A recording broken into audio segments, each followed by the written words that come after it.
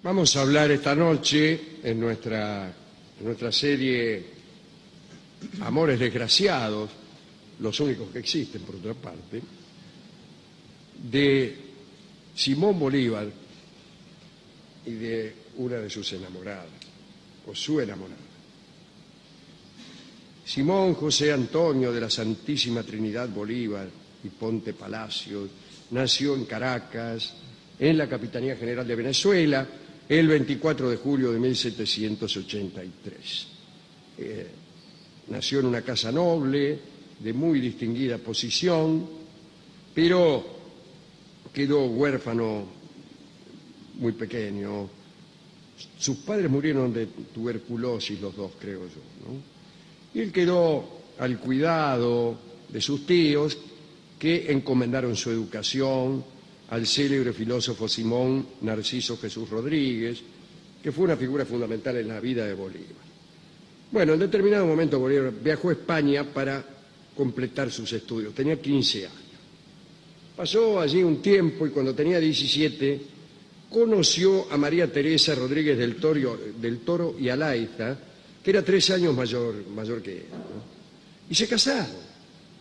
Se casaron en 1802 en la iglesia parroquial de San José, y poco después de la ceremonia se dirigieron a América y se instalaron en la casa señorial del Ingenio Bolívar en San Mateo. Y la chica esta, María Teresa, enfermó de paludismo y murió en Caracas el 22 de enero de 1803, apenas 9 meses había durado ese desdichado matrimonio.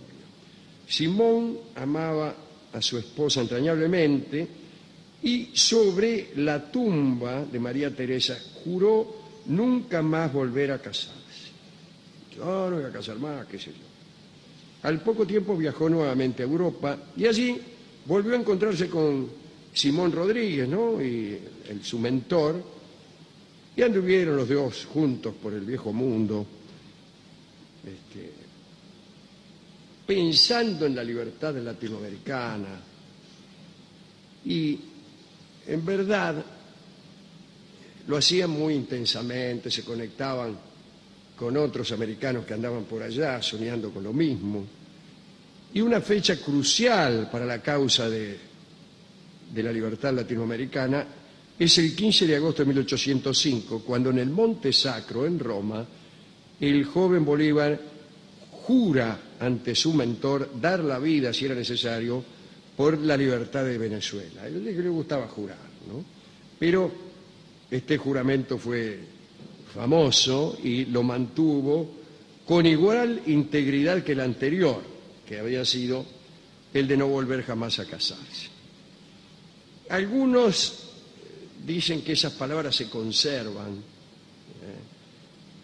y podrían ser estas: juro delante de usted, por el Dios de mis padres, juro por ellos, por mi honor y juro por mi patria, que no daré descanso a mi brazo ni reposo a mi alma hasta que haya roto las cadenas que nos oprimen por voluntad del poder español. No sé si fueron estas las palabras, pero lo cierto es que aquel hombre admirable lo sacrificó todo para cumplir ese solemne juramento. Y el año siguiente, 1806, ya lo encuentra de nuevo en Venezuela, uniendo sus capacidades a las de otros revolucionarios. Y sobrevienen sucesos conocidos. Bolívar ya conspira en Venezuela, hay un clima político enrarecido y tenso que preanuncia, ¿no?, el huracán revolucionario. Por empezar, en 1808 y en España, Napoleón obliga a abdicar a Fernando VII y coloca a su hermano, José, en el trono de España.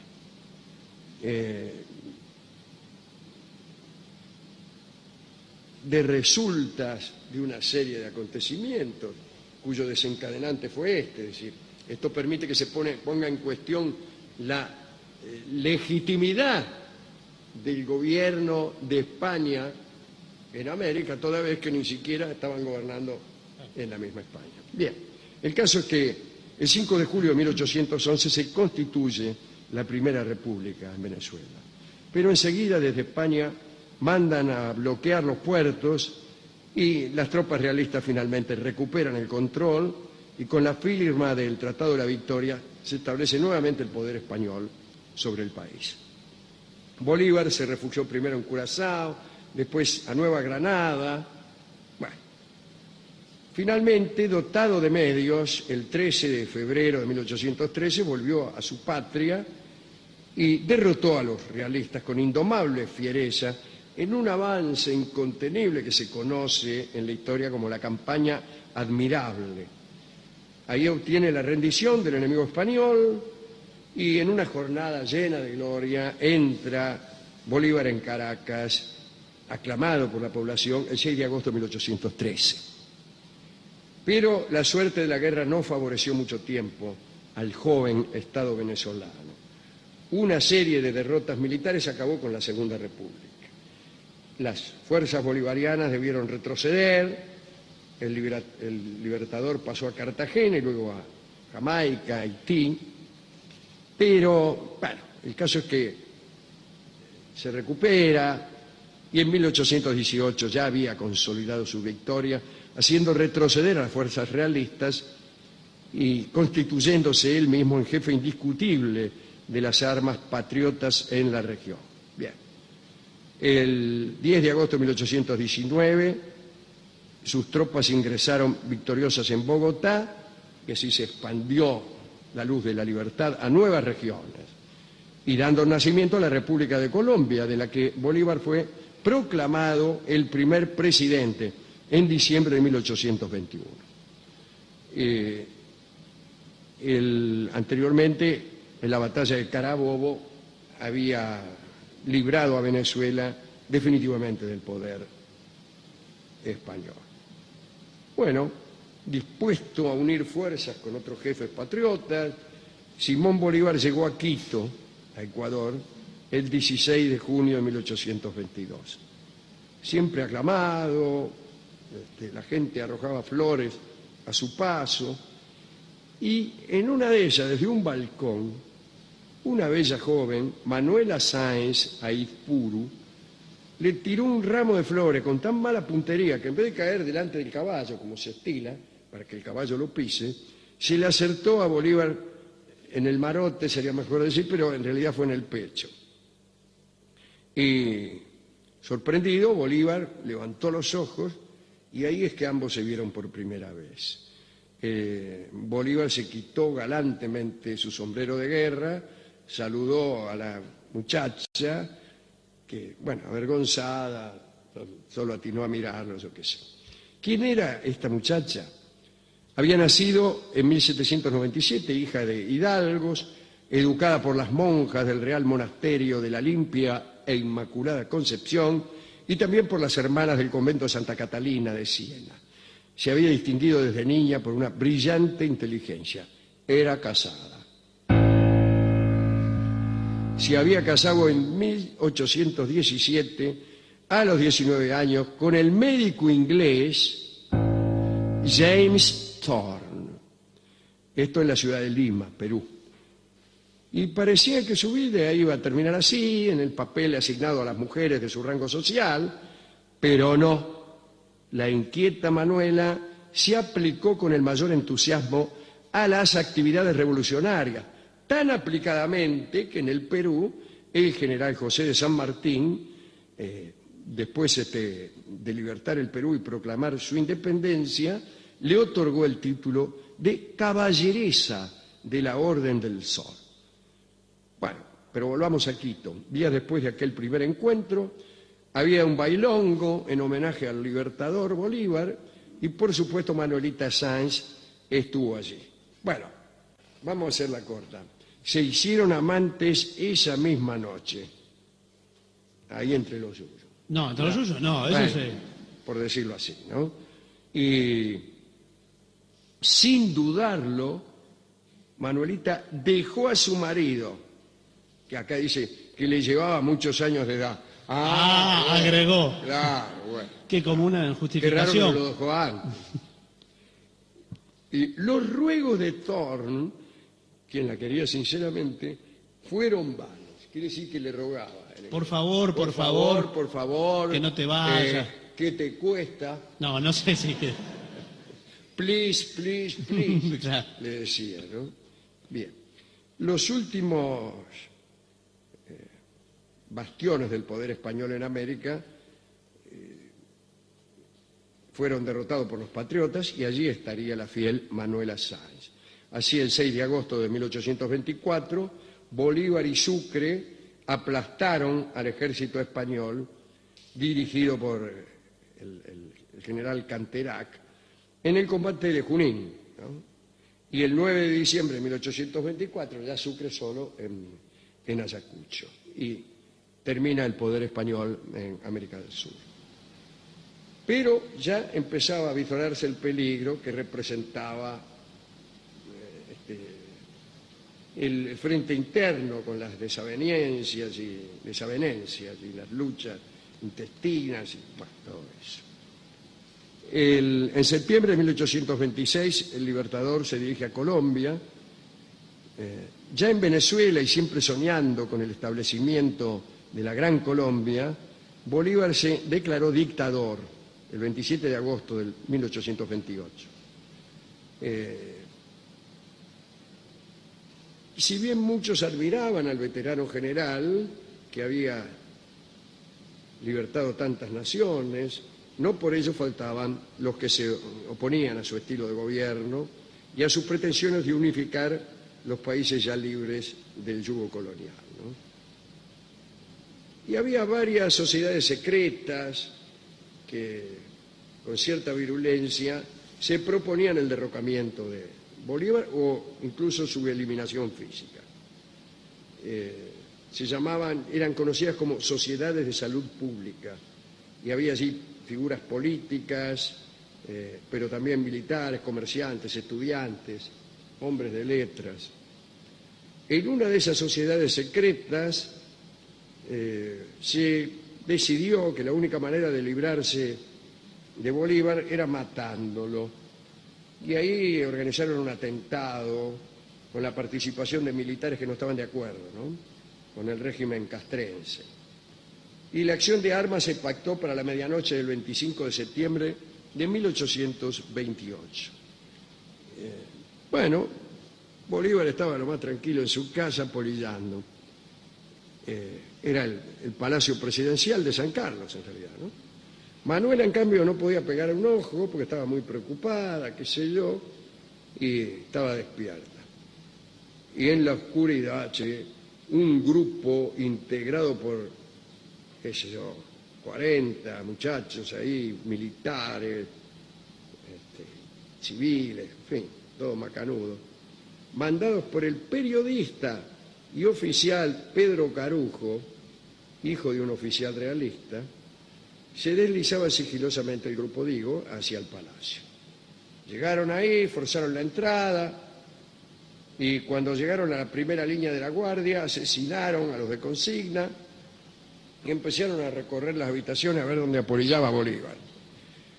En la oscuridad de la noche Manuela escuchó los pasos y enseguida lo sacudió a Bolívar y dice: levantate, qué sé yo. Entonces salió Bolívar empuñando sus pistolas, dispuesto a vender cara a su vida, pero Manuela logró convencerlo rápidamente de que huyeran sin más ni más. Y así, abriendo la ventana de la Cámara Presidencial, huyeron a toda prisa y se refugiaron bajo un puente cercano, salvándose por poco de la muerte. Agravado su estado de salud por la noche en vela y a la intemperie, al día siguiente Bolívar ordenó que se formalizara una severa investigación de los hechos.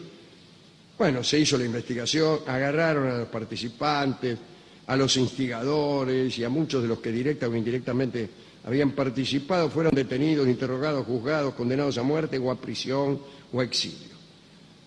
Muy bien, todo esto exacerbó el odio entre las partes hasta niveles antes impensables, ¿no? La poca salud del héroe lo iba debilitando más y más. Finalmente, un par de años después, desengañado de su sueño de instaurar la Gran Colombia, el Libertador renunció al poder y partió, se fue lejos. Y él, que había sido uno de los hombres más ricos de América del Sur, tuvo que vender la vajilla, la joya, los caballos, qué sé yo, para poder irse. Al mismo tiempo su salud se deterioraba más y más. Llegó en camilla a Santa Marta, tras un pésimo recorrido por el río Magdalena, desde la enemiga Bogotá, ¿no? En Santa Marta, pobre, amargado y desolado, murió en la quinta de San Pedro Alejandrino el gran Simón Bolívar el 17 de diciembre de 1830. A la 1 de la tarde tenía 47 años. Por su parte, Manuela fue sanguinariamente perseguida por los enemigos de su amante, del gran hombre que fue su amante, y murió el 23 de noviembre de 1856 en el curso de una epidemia de difteria. Indigente como era, sus restos fueron arrojados a la fosa común junto con todos sus objetos. Mejor dicho, sus objetos fueron quemados, incluyendo en esa quemazón la mayoría de las cartas de amor de Simón Bolívar.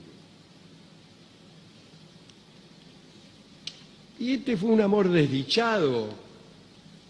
No, fue un gran amor de dos personas que fueron desdichadas, pero no por amor. Yo creo que no vale contarlo como un amor desdichado. Un amor desdichado es el que encuentra la desdicha en el amor mismo, en el desamor de la otra persona, o si vos querés, en la oposición de la familia. Aquí es un amor desgraciado por la muerte, porque se muere Bolívar y porque después muere ella y porque muere en los sueños. Y lo que le pasa es la vida que pasa. Es así. ¿Quién puede ser del todo dichoso? Hemos ido a la discoteca, le contamos de aquella travesía espantosa por el río Magdalena. Entonces le pregunté al discotecario si tenía alguna canción sobre el río Magdalena. Tenía, pero era una cumbia que no me gustó mucho. Y dije, bueno, una canción